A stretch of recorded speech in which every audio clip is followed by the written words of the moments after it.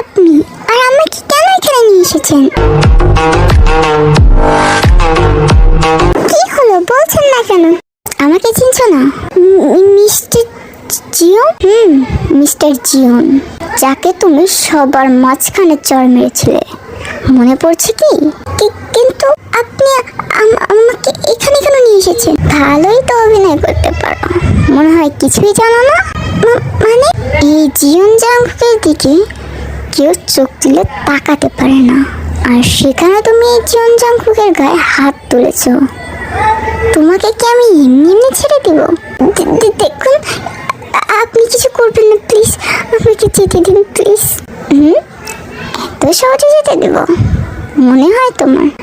আমি তো আপনার কোনো ক্ষতি করিনি, প্লিজ আমাকে যেতে দিন। ক্ষতি করনি? তুমি যে আমার কি করেছো সেটা নিশ্চয় বুঝতে পারছো। প্লিজ মিস্টার জিওন, আমাকে যেতে দিন প্লিজ, আমার ভুল হয়ে গেছে, প্লিজ মিস্টার জিওন।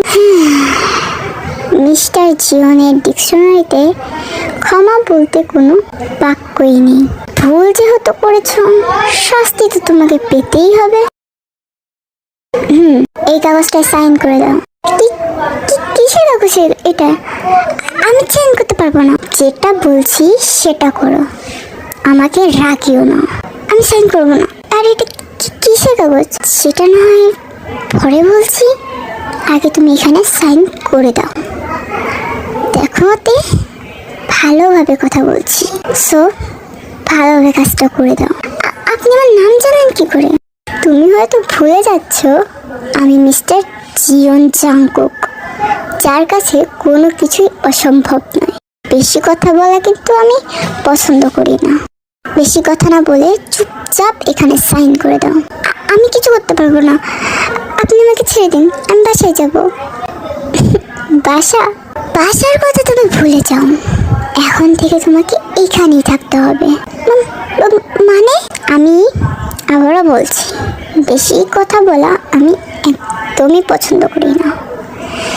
তাড়াতাড়ি এখানে সাইন করে দাও। তে আর কিছু না বলে ওখানে সাইন করে দেয়। তখনই জাংকুক টেবিল স্মাইল দিয়ে কাগজটা নিয়ে যায়। এখন প্লিজ আমাকে যেতে দিন। ভালো হাসি কথা বলো তো, আমার কাছ থেকে দিতে চাচ্ছ? তুমি জানো এই কাগজে কি লেখা আছে? কি লেখা আছে? এখন থেকে, মানে এই মুহূর্ত থেকে তুমি আমার বিয়ে করা বউ, আমার স্ত্রী মিসেস জিওন। না, আপনি মজা করছেন তাই না? দেখুন, মিস্টার জিওন কখনো মজা করে না, বুঝেছ? আপনার সাথে আমার কি শত্রুতা? আপনি কেন এমন করছেন? সেটা না হয় তুমি একটু পর থেকে দেখতে পারবে। এখন রেস্ট নাও, একটু পরে তোমার কাজ শুরু হবে। এটা বলেই জাংকুক ওখান থেকে চলে যায়। তে দাঁড়িয়ে থাকে অবাক নয়। চলো দেখে আসি তে আর জাংকুকের পরিচয় কোথায় হয়েছিল। তো সাহস কি করে হয় আমাকে ধাক্কা মারার? সরি স্যার, আমরা বুঝতে পারিনি স্যার, প্লিজ স্যার ক্ষমা করে দিন। তোদের মতো থার্ড ক্লাস ছেলেদের আমার ভালো করে চেনা আছে। প্রথমে গাছ সাথে এসে ধাক্কা খাবি, পরে নিজের নোংরা আমাদের গায়ে মুছবি, আর তোদের তো আমি বলেই যাবো ছেলেটাকে মারতে থাকে। ছেলেটারই বা কি দোষ? ছেলেটা তো অনেক তাড়াহুড়ো করেই যাচ্ছিল, তখনই জাংকুক এদিকে আসছিল। তখনই জাংকুকের সাথে ছেলেটার ধাক্কা লাগে, আর জাংকুক কিছু না বুঝে ওকে এইভাবে মারধর করতে থাকে। তখনই ওর রাস্তা দিয়ে তে যাচ্ছিল। এক জায়গায় অনেকগুলো লোক দেখে তে সেদিকে এগিয়ে যায়।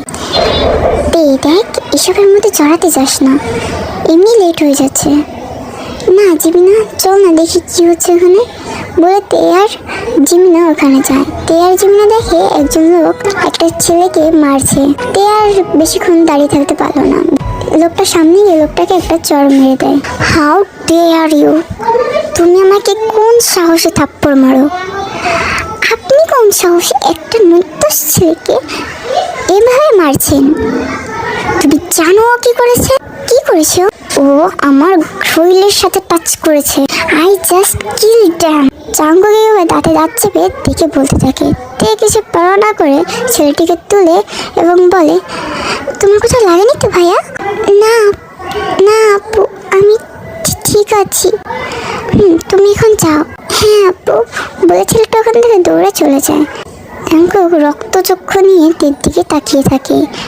জীবনে প্রথম কেউ তাকে চড় মেরেছে, যেখানে তার দিকে লোকের চোখ তুলে তাকাতে সাহস পায় না, সেখানে কিনা একটা মেয়ে তাকে চড় মেরেছে। জাঙ্কুকের রাগে গা গিরগির করছে, কিন্তু সে কিছু না বলে গাড়িতে করে চলে যায়। তেও আর কিছু ভাবে না, ওখান থেকে চলে যায়। জিমিনার তে খালাতো বোন, দুজন আবার বেস্ট ফ্রেন্ডরা। ওরা দুজন একই ক্লাসে পড়ে। ওদের মা বাবা নেই, দুজনের মা বাবাই একটা অ্যাক্সিডেন্টে মারা যায়। জীবিকাতে তখন থেকে এতিম হয়ে যায় এবং তারা দুজনে একসাথে থাকে এবং জিমিনাতে একটা জব করে নিজের পেট চালায় এবং পড়ালেখার খরচ জোগাড় করে। জিমিন রিলেশনে আছে সুকার সাথে, কিন্তু তে এখনো পর্যন্ত এসবের মধ্যে জড়ায়নি। ওর এসব একটু পছন্দ না। তে কোথায় তুই? তে হ্যাঁ জিমিনা আসছি। হ্যাঁ জিমিনা বল। শোন না, আসলে আমার না খুব পেটে ব্যথা করছে রে। কেন, কি হয়েছে তোর আবার হঠাৎ? আমি পানি গরম করে দিই? না না ঠিক আছে, বাট হঠাৎই পেটে খুব ব্যথা করছে বুঝছিস। সামনে মোড়ে একটা ফার্মেসি আছে, ওখান থেকে একটু এই ওষুধগুলো এনে দে না। কিসের ওষুধ এগুলো? আমার দরকারি, প্লিজ একটু এনে দে না। আচ্ছা তুই বস, আমি এখন এনে দিচ্ছি। বলে তে বাড়ি থেকে বেরিয়ে যায় এবং ফার্মেসির উদ্দেশ্যে রওনা দেয়। ফার্মেসির সামনে এসে ওষুধগুলো কিনে ও বাড়ি ফিরতে যাবে, তখনই একটা কালো গাড়ি এসে ওর সামনে দাঁড়ায় এবং তেকে উঠিয়ে নিয়ে চলে যায়। তে টিপ টিপ করে চোখ মেলে এবং দেখে সে একটা রাজমহলের মতো রুমে শুয়ে আছে। সে উঠে বসে এবং বাদ বাকি তো তোমরা দেখলেই। জানি না জিমিনা এখন কি করেছে, ওর তো পেটে ব্যথা হচ্ছিল, আমি ওষুধ নিয়ে যেতেও পারলাম না। এখন এখন কি হবে? তখন এই জাঙ্কুক ওখানে আসে এবং বলে, রেডি হয় না। মানে মানে নিশ্চয় তোমাকে বুঝিয়ে বলতে হবে না। আমি কিছু বুঝছি না, প্লিজ আমাকে একটু বলুন। মানে হচ্ছে এখন থেকে তোমার শাস্তি শুরু। কি বলতে চাচ্ছেন আপনি? আমার সামনে এরকম ন্যাকামো কথা বলে না। তুমি অবশ্যই বুঝতে পারছো আমি কিসের কথা বলছি। তে গলা বুক শুকিয়ে যায়, জাঙ্কুকের দিকে তাকিয়ে থাকে। তখনই জাঙ্কুক কাছে আসে এবং তে কিছু বোঝার আগেই জাঙ্কুক তের গালে একটু চড় মেরে দেয়। মারলেন কেন? বুঝতেই পারছো মেরেছি কেন। কি চান আপনি? রিভেঞ্জ। হোয়াট? ইংলিশ বুঝো না তো? বাংলায় বলছি, প্রতিশোধ, থাপ্পড়ের প্রতিশোধ। আপনি তো আমাকে অলরেডি থাপ্পড় দিয়ে দিয়েছেন, তাহলে এখন আমাকে যেতে দিন প্লিজ। জিমিন ওদিকে অসুস্থ, ওর পেটে ব্যথা করছে, আমি ওর জন্য ওষুধ নিয়ে চাচ্ছিলাম, প্লিজ আমাকে যেতে দিন প্লিজ। তুমি এখন আমার ওয়াইফ, সো আমার পারমিশন ছাড়া তুমি কোথাও যেতে পারবে না, প্লিজ আমাকে যেতে দিন।